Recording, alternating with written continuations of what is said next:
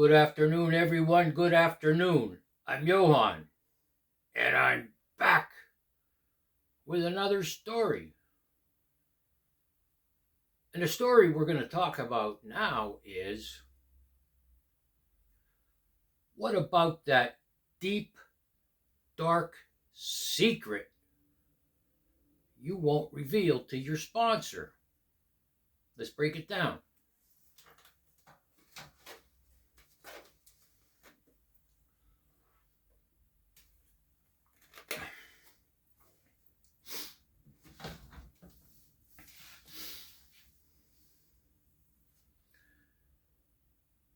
No one is perfect. No one. Not even me. That's number one. No one's perfect. Number two, and I'll put a link to this video in the description. Number one, no one's perfect. Number two, everyone's got something to hide. Everyone. People hide things or don't reveal them for different reasons. It's not always for nefarious reasons. My decades of experience sponsoring a lot of people and interacting with different people in the Salvation Army when I was a Sunday school teacher, lay minister, and I had a nursing home. People hide things out of guilt and shame. I'm not telling anybody this. I feel so shameful or guilty about it. And I've said in previous videos, if you have something you're dead set on never discussing with your sponsor or spiritual advisor, rabbi, priest, minister, or counselor, and you could take it to the grave, have at it. And I'm not trying to manipulate you about what I'm about to say. What I'm about to say, I am not trying to manipulate you into revealing it. Because later on, I'm going to talk about what I learned to do with some character defects and shortcomings. I talked about my first sponsor in the last video, Mike, 1988 to 2001. He passed away then. He always said at meetings, you're only as sick as your deepest, darkest secrets. So, as I sit here today, am I able to say those things that I didn't reveal to my sponsor could make me sick, that is spiritually sick? Yes, absolutely. And he also used to say at meetings, it's not what we eat that kills us, it's what's eating us. Now, before you lose it, because I said that, it's okay. Everybody's hiding something. You're not alone. And that's what this channel is about. That's why it's titled Hardcore Spirituality. We get into it. Sometimes about spiritual things, we get gangster. We're going to get gangster, okay? You're not alone. You're not alone. Everybody's hiding something. So you're not alone.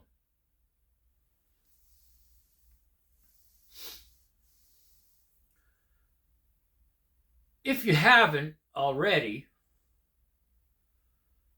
here's my next question. Did you do your fourth step from the big book as thoroughly and honestly as you could. Did you?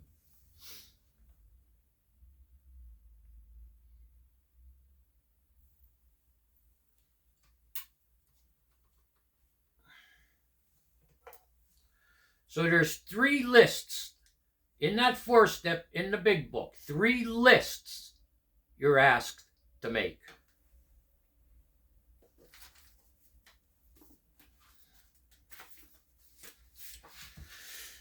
Okay, so the first one is on page 64 in the big book. Resentment is the number 1 offender. It destroys more alcoholics than anything else.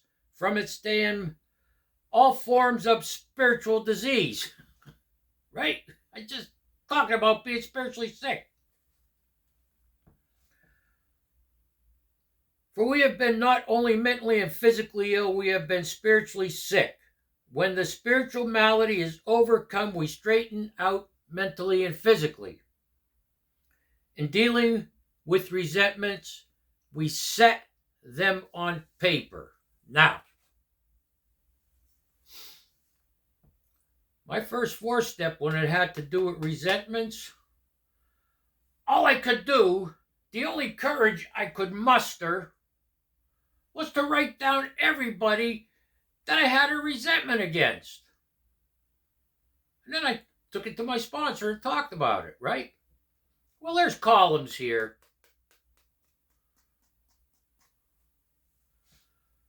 But that's a step in the right direction. Because eventually we got down to the nitty-gritty of it. So that's the first list in the fourth step. What's the second list? We're on page 68. Let's go back to 67. Okay? When you do the 3-column list of resentments,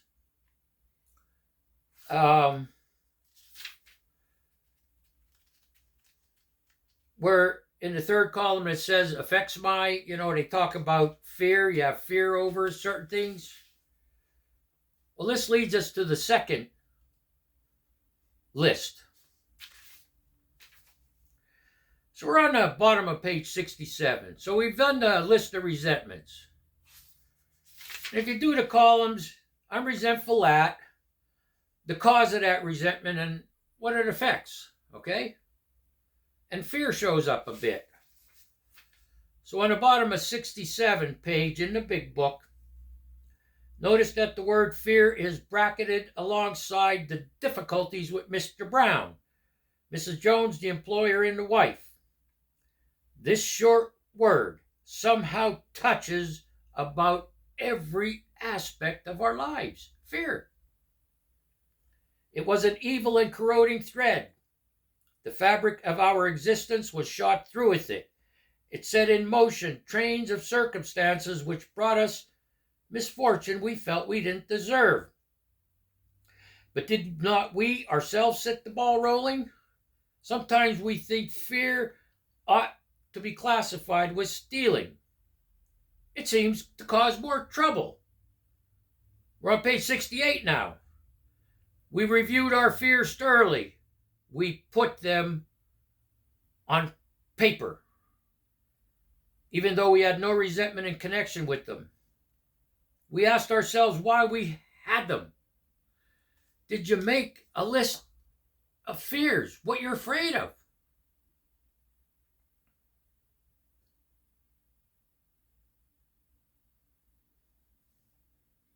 And the third list. So we have 3 lists. The first one is resentments. The second one is a list of fears. And this one, nobody wants to do this one. Now about sex.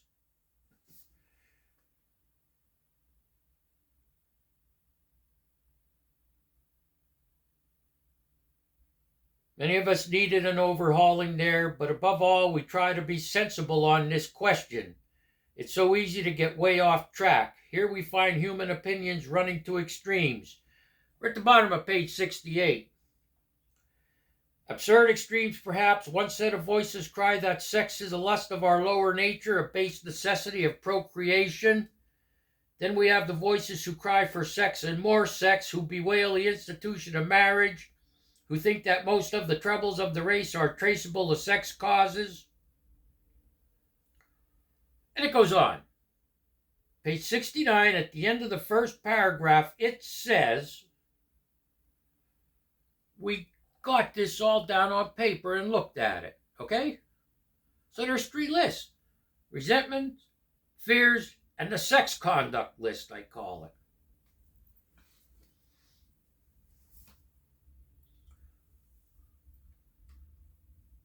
Did you keep something to yourself from any of those 3 lists?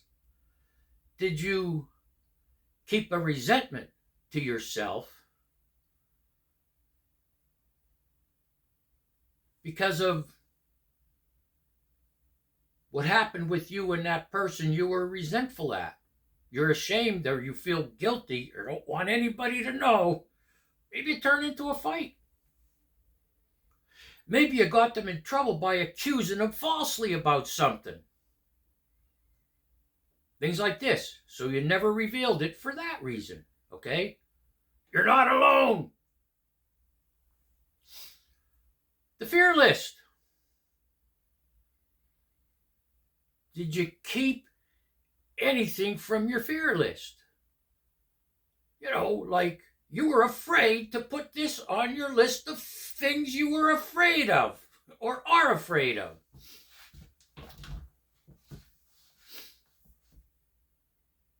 You could think of something, I'm sure.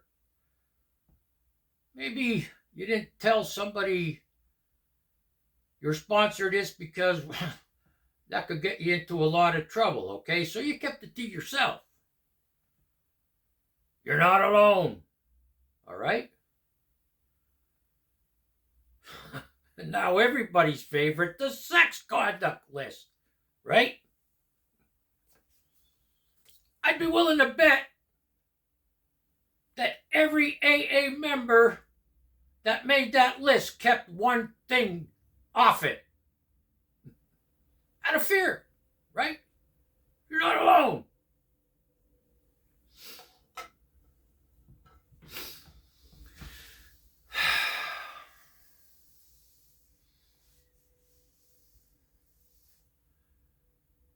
These things that we omitted, that we didn't reveal, in most cases because we were shameful about it or we felt guilty about it, okay? I found will affect how you live today. It's in the back of your mind. It says in there, I read it, the spiritual sickness. We want to get right spiritually, okay? Do we not? This isn't just about getting clean and sober. Getting clean and sober is one thing. If you want to stay clean and sober, you better start walking some type of spiritual path. And if you don't know anything about that, listen to the video I made before this one.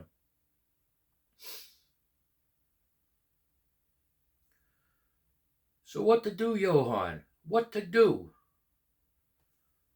Maybe you could take it to the grave. If you honestly believe it's not having any effect on your life, you make that decision what to do with it. But here's my experience over decades. These things that people are afraid or shameful or guilty of revealing to a sponsor, they keep rearing their ugly heads up in the form of character defects and shortcomings. It may not be the same exact thing, but it falls under the resentment column. It falls under the fear column, and it falls under the sex conduct column. It may not be the same thing, birds of a feather flock together, all right? What do I do, Johan? What do I do? Well, I'm going to tell you what to do. Number one, it's not the end of the world. Remember?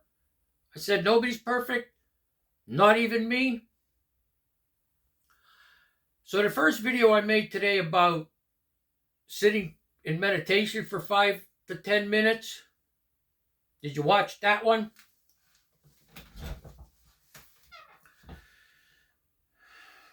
I just sit there and let my thoughts flow until they slow down, and then I collect my thoughts. All right?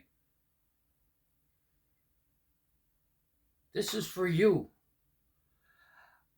I have tried various methods of meditation. This one works. Based off my decades of studying spiritual paths, spiritual ways, religions, philosophers, and what produces results that improves my quality of life. What produces results that keeps the ego in check. It starts as soon as you wake up in the morning. Now, I'm retired, so there's that. You might work. All I'm asking you to do is take 5 minutes out in the morning right after you wake up. Do not turn your phone on. Do not go to your phone. Do not check Facebook, TikTok, X, text messages, emails. Do not do that. Do not turn on your television. Do not start watching video games. Do not start watching pornography. When you get up, go to the bathroom. For me, I go to my deck next, out on my deck outside. When you get up, go to the bathroom and go to that spot you're going to choose to sit and meditate for 5 minutes. Pick one where there are no distractions. Nobody's going to bother you. And if you have people in the house, you tell them to leave me alone for 5 minutes. What's it all about? It's none of your business. I'm going to have a conversation with God. So you sit there. Just let your thoughts flow. It's going to take a while. First of all, I had no patience and discipline to sit there when I first started it. I could sit there for a minute and I got to check my emails. I got to check my texts. You follow me? I want to play video games. I want to go on Facebook. You're going to rewire your brain. The only way you're going to do that is if you keep going at this to develop a routine. When you keep going back, remember I said you may not be able to stand it?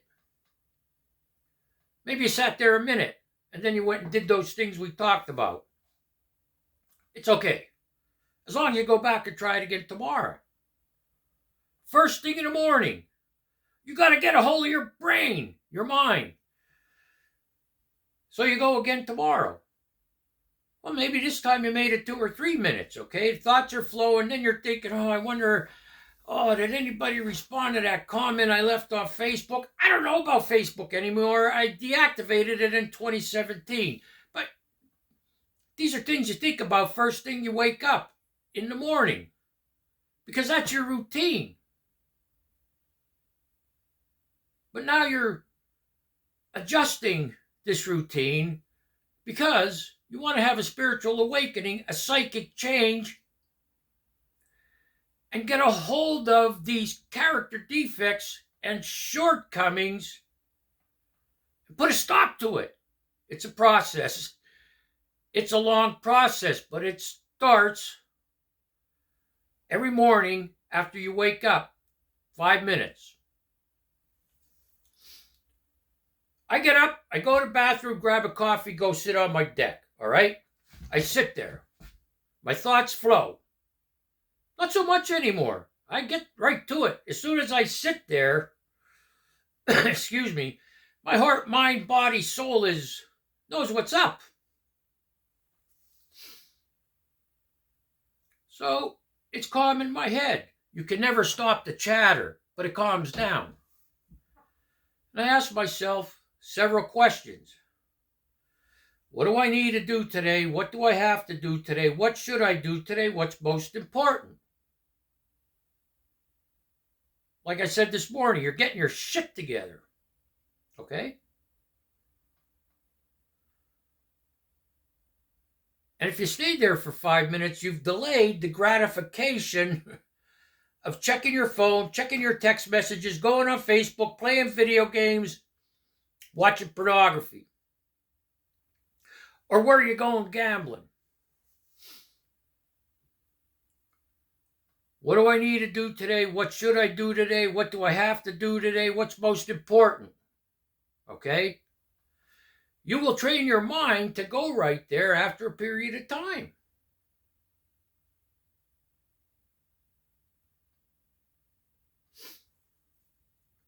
Now, those things you didn't reveal to somebody. And I'm sure you could answer it yourself. Are they still rearing their ugly heads somehow in your life today? Like I said, it may not be the same exact thing on that resentment list. It may not be the same exact thing on that fear list. It may not be the exact same thing on that sex list, but you know what I'm talking about. Remember I said those 4 questions you ask yourself: what should I do today? What do I have to do today? What do I need to do today? What's the most important thing? That's prayer. That's prayer. You don't have to sit there and you could. God, what do I need to do today? What do I have to do today, God? What should I do? What's the most important thing, God? And you just sit there. And maybe you don't know, but it'll get revealed to you after a period of time. This is called God consciousness, the 6th sense. It mentions in the big book in step 11. We developed this God consciousness. So that's your prayer. You just go there and sit in silence.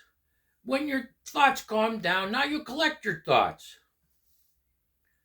And this is your prayer. What do I need to do today? What do I have to do today? What should I do? What's most important? That's your prayer. And if you identified a character defect that keeps popping up, a shortcoming, at that point you say, God, here's something I don't want to do today. I don't need to do today. I shouldn't do today. It's important I don't do it. And then you say it to God. Or whisper it in your mind. So there's things you should do. And then there's things you shouldn't do. You don't want to do. It's important I don't do this today. A character defect. A shortcoming.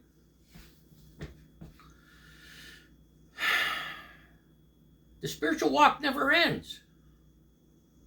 I'm still working on some character defects. And when I say I'm working on them, I'm doing the work. Out there on that deck, first thing in the morning. When I sit in silence, and my prayer is, God, what should I do today? What do I need to do today? What do I have to do today? What's most important? And God, I don't want to do this today. It's important I don't do this today. Help me out.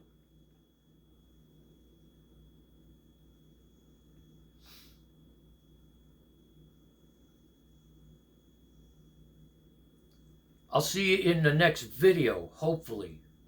Johan out. Peace.